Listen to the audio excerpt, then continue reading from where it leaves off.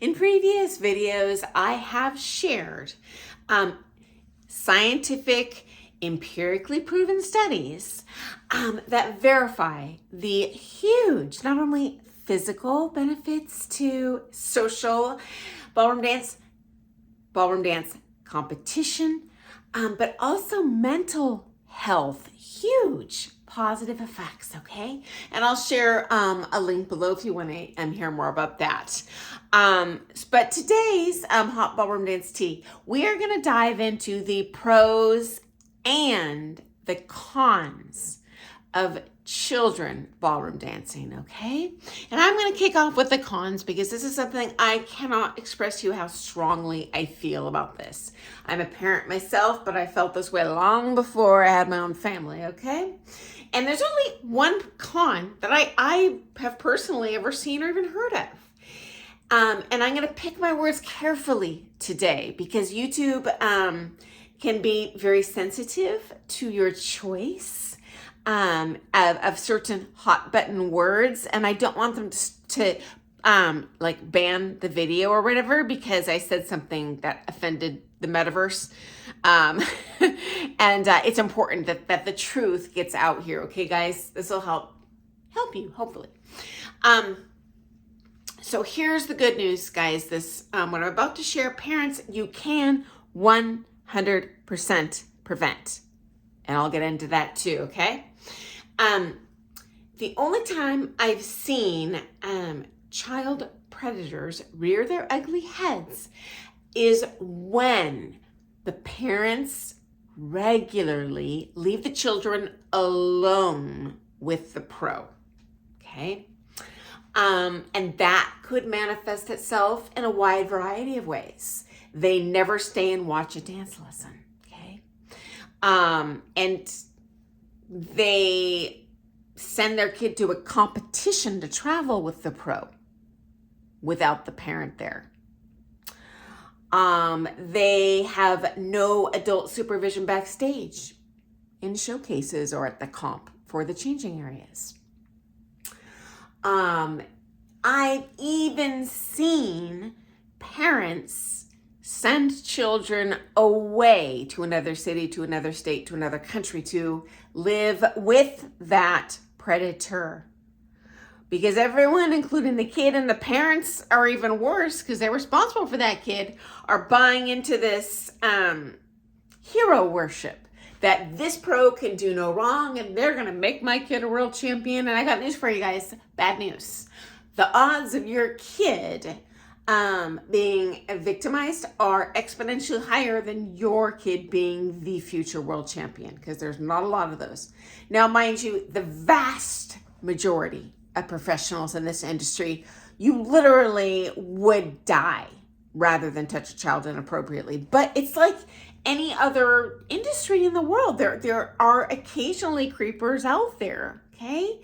And you just need to be aware of it. And I think especially with dancing, when the teacher has, they kind of, they don't have to, but I certainly manhandle my students to get them to do, what they should be doing. There's already one of those very easily definable barriers is gone, okay?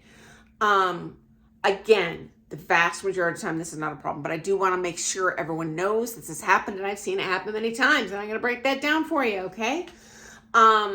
So just as scary to me, guys, if not worse, of my friends who have confided in me things that happened to them, and none of them confided to me as kids. This was later as adults, that this happened to them as kids.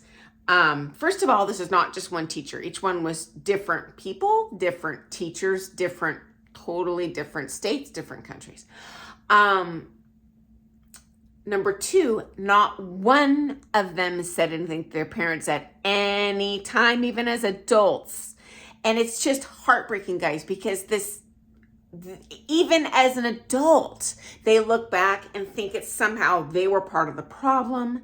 They're guilty, they're dirty, they've done something wrong. Now, of course, we all know that is ridiculous, but I'm just sharing what I've seen, and to say it breaks my heart would be an understatement. Now, I do not know what the rules are in other countries, guys. I'm broadcasting to you from the United States. In my country, I don't believe there is a statute of limitations if some sort of improper interaction occurred. I think you can bring that up many years later and still successfully sue in court, put someone in prison, etc. But the caveat is the victim must be willing, the adult victim must be willing to show up in court and testify against the abuser. And in all these cases, they were ashamed, they were whatever. It's horrid. So there was no accountability, guys. And it is what it is. Now, again, the vast majority of pros, friends, are beautiful people of integrity inside and out, in my experience. And so most of you have absolutely nothing to worry about. But you know what? Someone out there does. And all you have to do is be a good, present parent. It's that simple.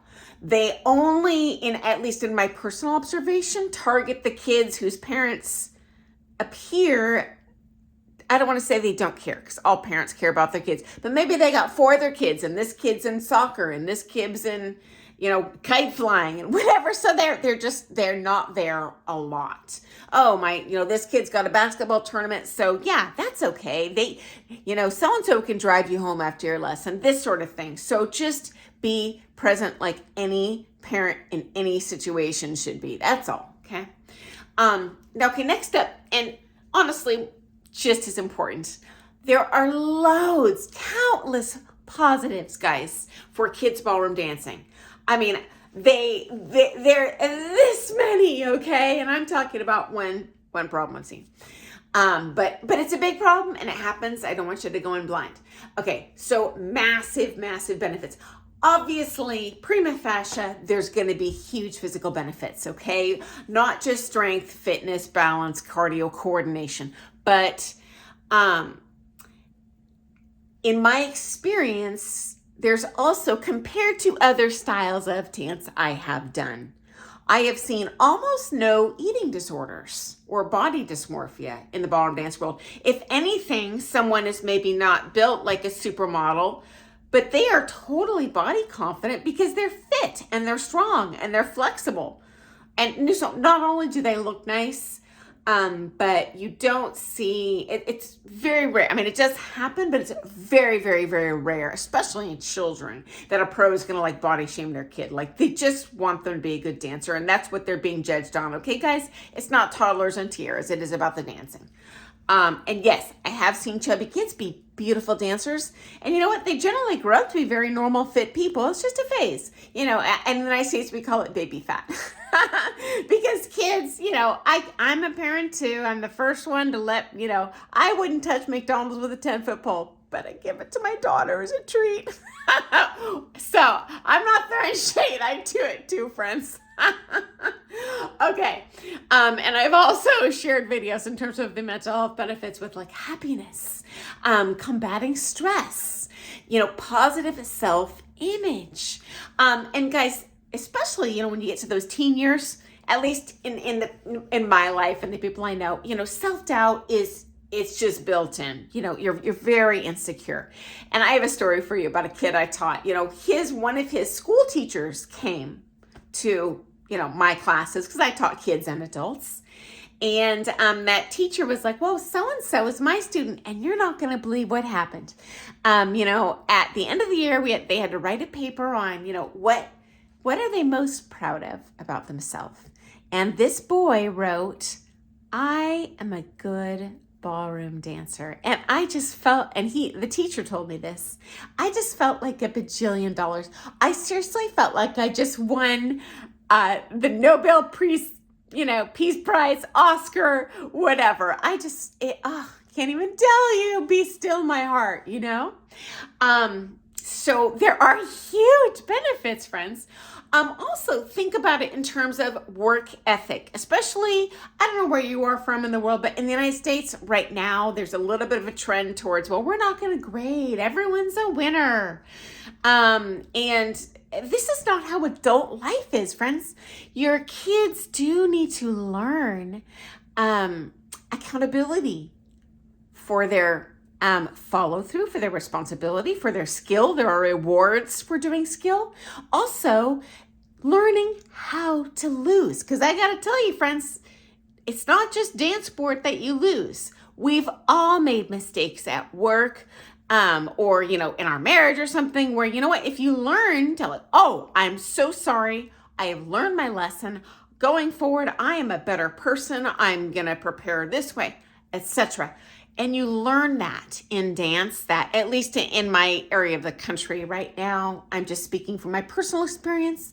There appears to me to seem less of that in child rearing. And I do think learning to fail, learning, oh, if I don't quit and I keep trying, I'm actually going to get better.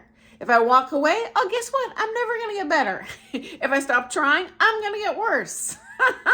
So anyway, these are massively, hugely beneficial to kids' lives.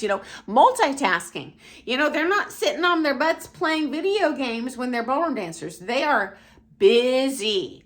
And there's someone said to me, there's nothing better than giving a busy person, a responsible project, because they're the ones that are going to do it. Okay. And then I do want to follow up at the end here. If you've hung in this far, then obviously it's an interesting topic to you. So I do want to share just I've never seen a pro just leap in, and attack that student. There's a grooming process that I've personally seen. Again, I'm not a psychologist. This never happened to me. So I'm sharing stories that I've heard from friends. Okay. They don't just come out of the chute that way, okay?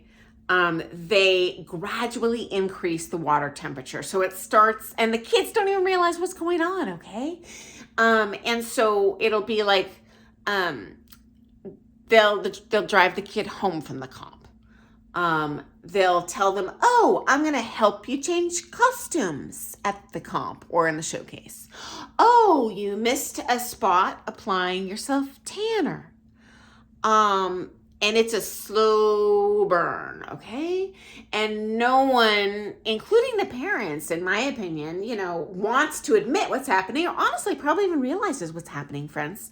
Again, because of the nature of ballroom dance and that, interacting, I've also, a warning bell, and again, I'm not saying it's happening to your kid, but if your teacher is shouting at your kid, act sexy, be sexy, we're going to be sexy, and it's a child, personally, I'd take my kid and run the other way and never be in the same room with that person again. But it doesn't mean something's happening. Again, I'm just going from secondhand stories, or I guess firsthand stories that I've heard, but now it's secondhand, it's coming from me to you. I'm not sharing names.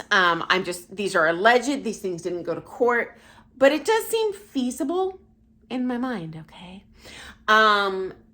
And I'm not trying to scare you off. Again, those pros and as opposed to the cons are exponentially more likely in your child's life than being victimized. And all you need to do as a parent is be a good parent.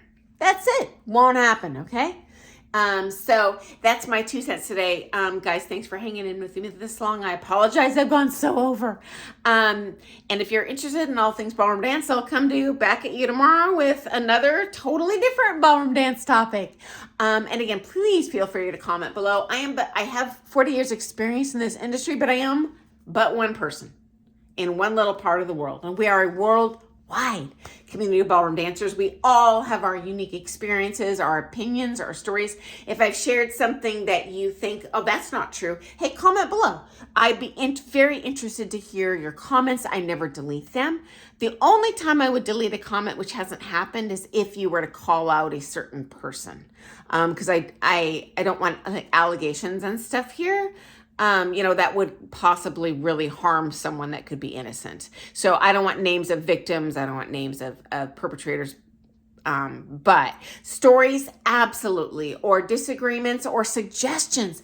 Hey, please, please, please comment below. And if you have questions, definitely comment as well. I love your questions. Makes my job so easy because I just want to post on stuff that I think might be helpful or, hey, at least interesting. So guys, if you like all things Ballroom Dance, hit subscribe. Apparently there's a bell. Hit the bell if you want to have a little pop-up on your phone that says each day, oh, Sunny's topic today, costuming trends or whatever. That'll pop up, not on your YouTube, but it'll be like a little, I guess, a little tiny window on your phone. So anyway, I hope you have a great day. Happy dancing, guys. See you first thing in the morning. Bye.